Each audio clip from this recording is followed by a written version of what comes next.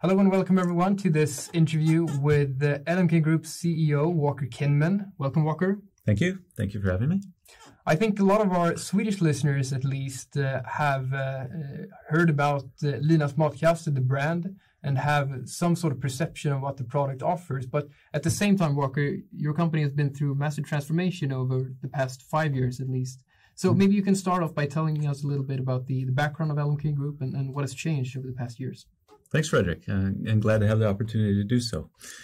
So LMK Group today is we operate as the largest meal kit provider in the Nordics. We operate with 4 different brands in 3 different markets. So as you mentioned, many of our at least Swedish customers will know the Linas Matkasse brand very, very clearly. But the company has gone through a lot of transformation, as you said. So the products that we have today are not similar at all to what was delivered 5-10 years ago. We have transformed to full flexibility. The market has gone through a lot of changes, and the customers have demanded a lot more personalized menus, which means that today we deliver 45 to 55 different recipes. It depends a little bit on the brand. And we do that part of delivering, planning and delivering meal kits to the door of the customer, making life simple for customers, making the mealtime experience much easier.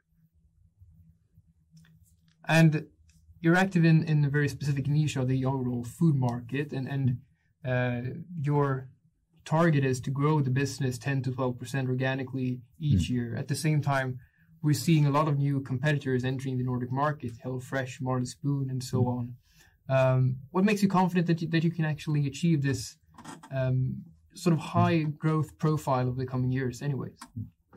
Well, I think first and foremost, there's some good mega trends helping us out. I think when it comes to food e-commerce, the Nordics are still lagging behind the rest of the world. But the transformation and really the interest of consumers to get more and more food from e-commerce venues is fairly clear. And I think we also, of course, have had a fairly significant acceleration of that with COVID-19.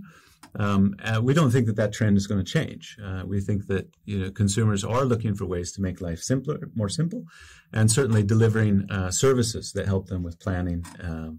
They help them with getting things to the kitchen, making it easier to cook. Are pretty good trends. There's a lot of interest in eating more healthy. There's a lot of interest, and there's a lot of anxiety around cooking. So we really do feel that the customers are looking for the types of services that we provide that will help them make the dinner time experience a lot easier. I think one of the things that has really been a factor for us over the last couple of years has been the shift to personalized meal kits, which is basically moving away from fixed meal kits, which was the norm, say, 10 years ago, to the ability to choose everything. So we see this as a very important growth driver as well. And obviously in a market which has been adapting to things like free pick, consumers they have the choice to choose from online grocers.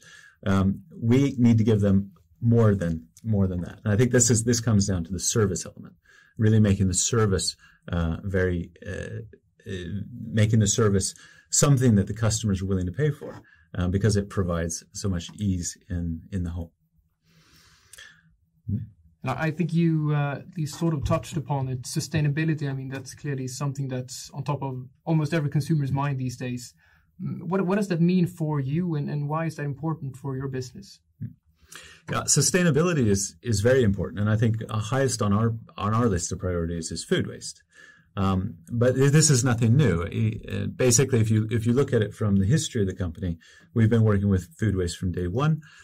We came out with some numbers here recently, this last summer, and talked about the fact that in our own production, and this is really a testament to how much we work with it, we generate 1.7 grams per meal delivered in food waste in our production environment. And this is something, you can compare this to service industries or restaurant industries, where you would see something like 60 to 65 grams per serving that goes actually as food waste, which is something that's very, this is very important for us, both from the impact it has that our business has on the environment and on society, but also the impact that it has from a cost perspective, because waste is cost, and both of those go very well together. I think the biggest impact from a sustainability standpoint is actually what happens in people's kitchen, because at a kitchen level, what we're providing are the right sizes of ingredients to be able to prepare the meal.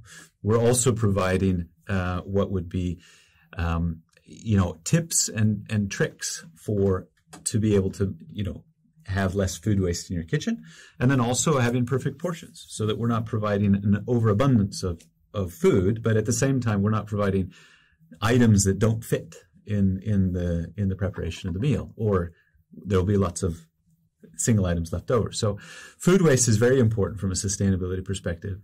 I think when we look at as well at the other elements of sustainability that are important for us, we talk a lot about the reduction of plastics. We talk about we've set a target to reduce plastics by 20% initially by 2025, and I think this is actually a challenging task because we have taken a lot of plastics out previously, but it's good to have initial targets. We talk a lot about nutrition and how we want to be able to provide healthy meals to people. We do that today, but let's quantify it and talk about the idea that we're impacting people's health by helping them cook healthy and tasty meals at home by themselves. And I guess part of that is also about personalization, and a lot of what you've been doing over the past years with the adaptation of the offering that you bring to the market is a lot about personalization.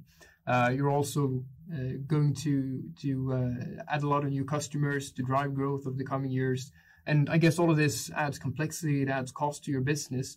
At the same time, compared to a lot of other online food models, LMK Group has been operating at healthy margins over the past couple of years.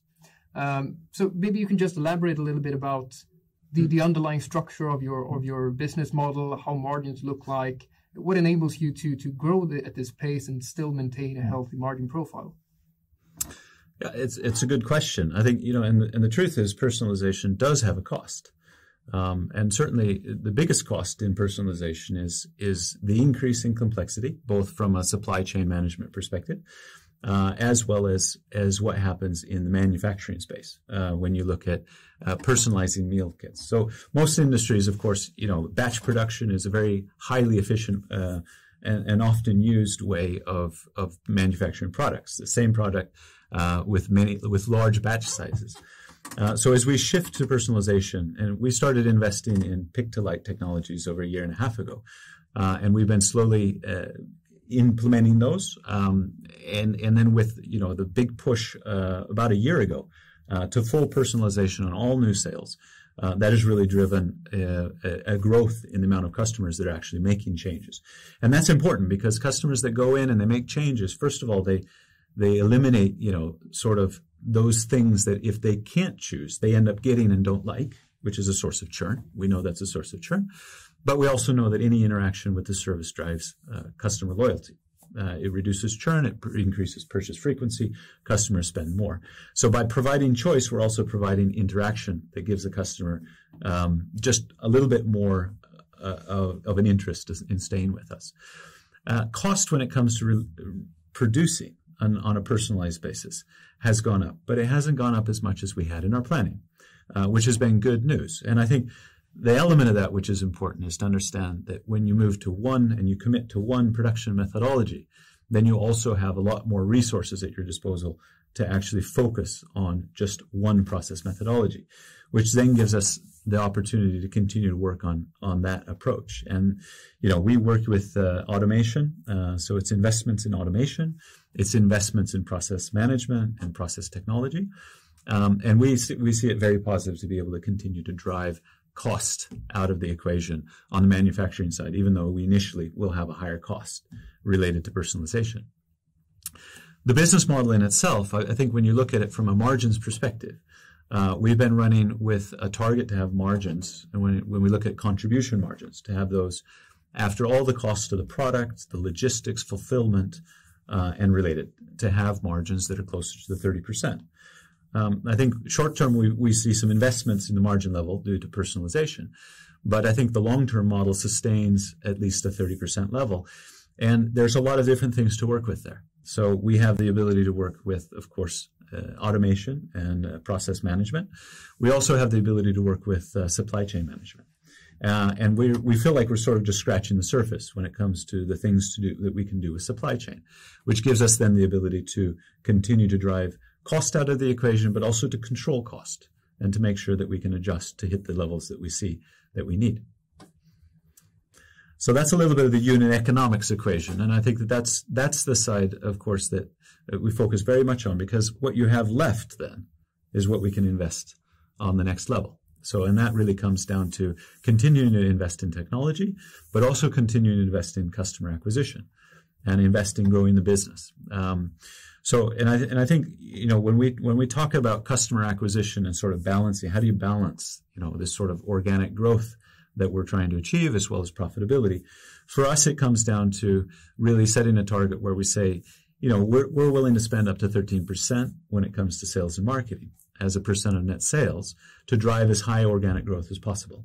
We feel that that's something that will, that we can achieve by maintaining the lower sales and marketing and making sure that we're not over purchasing for customers. We don't feel that this is a winner-take-all type of market. There will be a lot of room for several large competitors, which also means that we're not going to have a strategy of trying to buy market share or go out and overspend to increase market share, but focus on profitability metrics. We track customer lifetime values very closely, and we measure, how much we're spending in terms of customer acquisition to customer lifetime values. So this really has to do with also trying to optimize and continually driving for optimization on the sales and marketing side. All right, and one side effect one can argue of the healthy model that you're running with solid operating margins is, of course, that you generate a lot of free cash flow. And also as you grow, you're growing the business with a negative working capital development because you get paid before you have to pay your suppliers. That's true. So how are you thinking about capital allocation in the business? You don't have a dividend policy. Could there be M&A? And maybe if you can elaborate on what you see for cash spending over the coming years. Sure, absolutely. I think, first and foremost, it's about organic growth for us. I think when we look at the organic growth side, we also see that when it comes to geographic opportunity, there are opportunities out there to increase total addressable market and to be able to penetrate markets that are larger. I would say that capital allocation towards organic growth and even to a degree through geographic expansion is part of that. Is part of that strategic process to find where the best opportunities are. I think for us, M&A is really, if you look around our industry, it's not like the landscape is littered with lots of great targets when it comes to M&A or consolidating in the market. And so I think, for M&A, for me, it quite comes down to opportunistic. It's probably very much geared towards capabilities that we don't have today. That we're looking to add in terms of finding a growth strategy that's also very organic. And that sort of leads us to, when it comes to capital allocation for dividends and to distribute dividends, I don't think we've explored enough yet in terms of strategic initiatives that can drive and fuel growth to get into a place where we say we're just going to run this as a cash cow and focus then on driving out cash to shareholders. But because of as you note, because of the cash flow generating possibilities and the strong cash flow that we generate, there is the possibility to distribute dividends in the future if we exhaust all the other options and don't feel that we have good growth and return on investment opportunities. All right. Thank you very much, Walker. Thank you for the presentation. And thank you, everyone, for listening in.